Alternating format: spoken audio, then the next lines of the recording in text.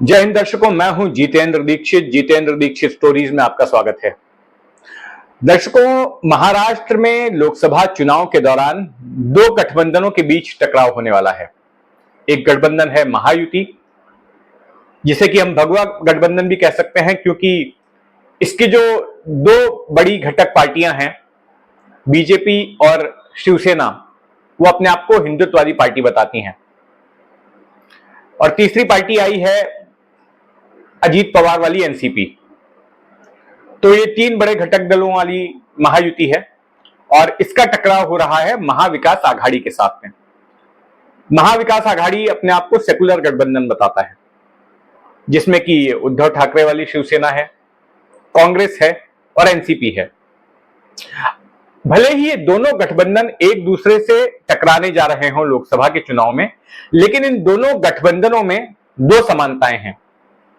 एक समानता यह है कि इन दोनों गठबंधनों में सीटों के बंटवारे को लेकर कलह मची हुई है, खींचतान चल रही है। कौन कितनी सीट पर लड़ेगा और किस सीट पर किसका उम्मीदवार होगा, ऐसे तमाम सवालों को लेकर इन दोनों ही गठबंधनों में टकराव हो रहा है। और यही वजह है कि ये दोनों ही गठबंधन धीरे धीरे करके अपने उम्मीदवारों का नाम जाहिर कर रहे हैं, और नाम जाहिर करने के बाद भी विवाद रुकने का नाम नहीं ले रहा। तो ये तो हुई पहली समानता।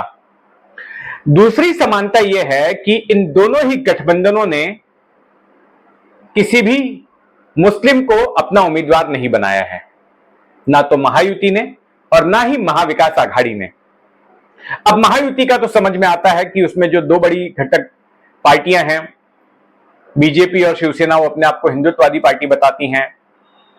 उनकी इमेज भी मुस्लिम विरोधी रही है।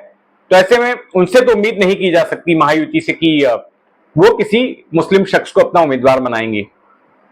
लेकिन दूसरी तरफ जो महाविकास आघाड़ी है, जो अपने आप को धर्मनिरपेक्ष गठबंधन बताता है, उसकी ओर से भी तीनों ही पार्टियों में से किसी ने भी एक भी मुस्लिम को उम्मीदवार नहीं बनाया है अब तक, जितनी सीटों पर नामों का ऐलान हुआ है।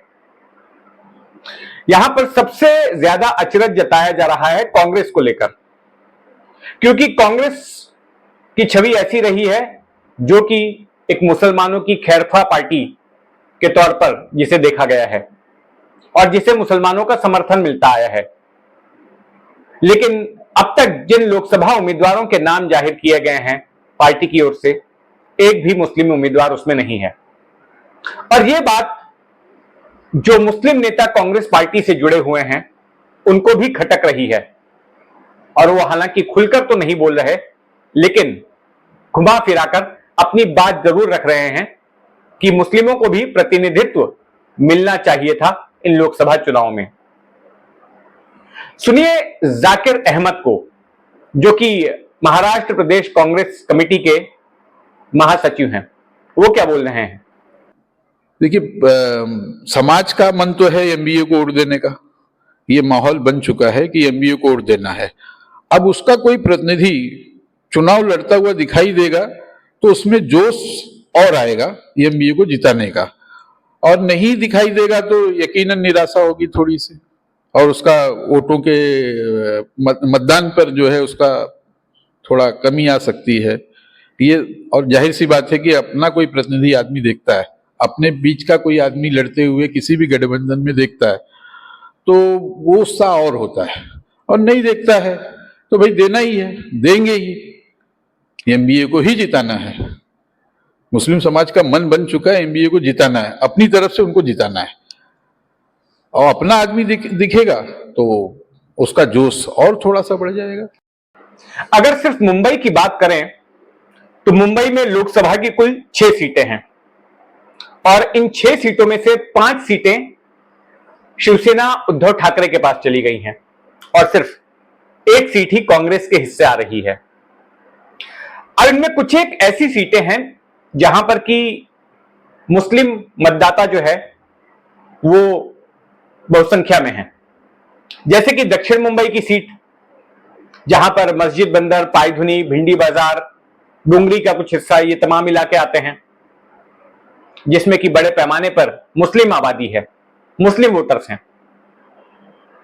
लेकिन ये सीट कांग्रेस के हाथ नहीं लगी और इसकी वजह से कांग्रेस को अपना एक नेता भी खोना पड़ा। मिलिंद देवड़ा कांग्रेस छोड़कर चले गए एकनाथ शिंदे वाली शिवसेना में।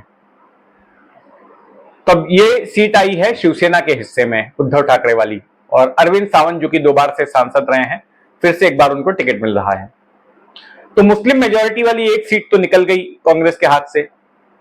दूसरी सीट साउथ सेंट्रल मुंबई की है, वहां पर भी बड़े पैमाने पर मुस्लिम मतदाता हैं। धारावी जैसा इलाका, झुग्गी बस्ती, वो इसी लोकसभा सीट में आती है। लेकिन यह सीट भी कांग्रेस को नहीं मिली। यह सीट भी उद्धव ठाकरे वाली शिवसेना के पास चली गई। अनिल देसाई को उम्मीदवारी दी गई है उनकी ओर से। अब एक तीसरी सीट है जहां पर कि बड़े पैमाने पर मुस्लिम मतदाता हैं, वो सीट है नॉर्थ सेंट्रल मुंबई की, उत्तर मध्य मुंबई वाली सीट। इसमें बांद्रा पूर्व और पश्चिम का इलाका है, कलीना का इलाका है, कुर्ला का कुछ हिस्सा है, चांदीवली का इलाका है, और इन इलाकों में अच्छी खासी मुस्लिम आबादी है, बड़े पैमाने पर मुस्लिम वोटर्स हैं। तो यह सीट आई है कांग्रेस के हिस्से।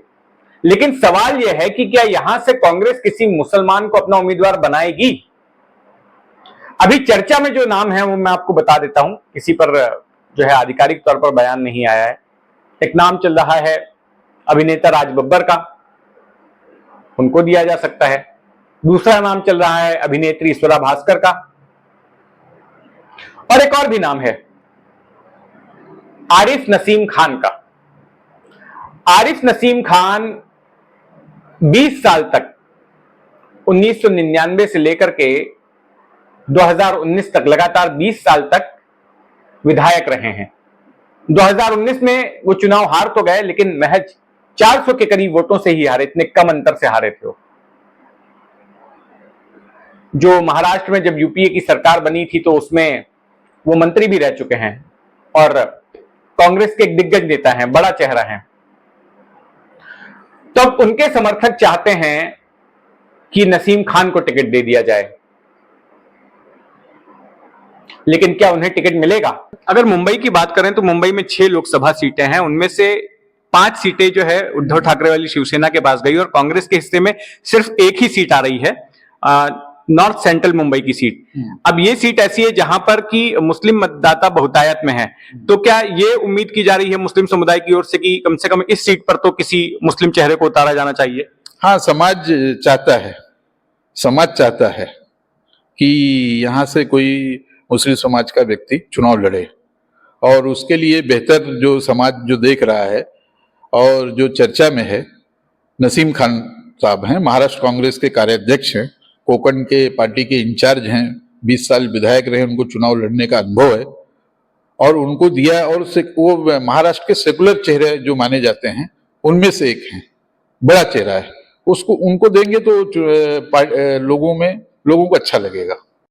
इस सिलसिले में जब महाराष्ट्र कांग्रेस के प्रमुख नाना पटोले से सवाल किया गया तो उनका कहना था कि पहली बात तो यह है कि सभी सीटों पर अभी उम्मीदवारों का ऐलान नहीं किया है कांग्रेस पार्टी ने।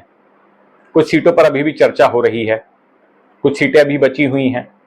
और दूसरी बात उनका कहना है कि कांग्रेस पार्टी धर्म के आधार पर लोकसभा की उम्मीदवारी नहीं देती, वो योग्यता देखती है। अगर योग्य उम्मीदवार मिलेगा तो फिर उसको दिया जाएगा। टिकटें डिक्लेयर नहीं हुई है और हम कोई धर्म के आधार पर दे नहीं रहे टिकट, मेरिट के आधार पर देंगे और मेरिट के आधार पर जहां जो भी कैंडिडेट आएगा वो आपको देखने मिलेगा। अभी पूरे टिकटें बाटअप नहीं हुई। तो ये तो थी नाना पटोले की बात। अब कांग्रेस के ही प्रवक्ता चरण सिंह सप्रा को सुनिए, जो मिसाल दे रहे हैं कि किस तरह से मुंबई में कांग्रेस के मुस्लिम विधायक रहे हैं, जिससे कि यह पता चलता है कि कांग्रेस मुसलमानों के प्रति कोई भेदभाव नहीं कर रही है। महाराष्ट्र में लोकसभा के चुनाव को लेकर के जो कांग्रेस पार्टी की नुमाइंदगी है, उसमें मैं निश्चित रूप से कहना चाहूंगा कि अक़लियत का ध्यान रखा जाएगा। अभी 5 सीटों पर कैंडिडेट जो है वो जाहिर करने बाकी है। कांग्रेस पार्टी सर्वधर्म समभाव में विश्वास रखती है। परम पूज्य डॉक्टर बाबा साहब अम्बेडकर जी का जो संविधान है वो हमारी विचारधारा की नींव है, हमारी विचारधारा की आत्मा है। हमेशा कांग्रेस पार्टी ने अकलियत को नुमाइंदगी दी है, फिर वो चाहे राज्यसभा की सीट हो जिसमें इमरान प्रतापगढ़ी जी को नुमाइंदगी दी गई, या विधान परिषद की बात हो तो मिर्जा जी को एमएलसी बनाया गया, उसी तरह से विधानसभा के चुनाव के अंदर भी नुमाइंदगी दी गई। महाविकास आघाड़ी की सरकार के अंदर भी मुंबई से असलम शेख ये मंत्री बने थे, कैबिनेट मंत्री थे। और अगर महानगर पालिका के भी चुनाव देखे जाए तो करीबन 10 से 11 हमारे नगर सेवक जो है वो अकलियत समाज से थे। तो कांग्रेस पार्टी कभी भी किसी भी समाज के व्यक्ति को नजरअंदाज नहीं करती है और ना ही करना चाहेगी। कांग्रेस के अलावा महाराष्ट्र में दो और भी ऐसी राजनीतिक पार्टियां हैं जो कि मुस्लिम वोटों पर दावा करती हैं।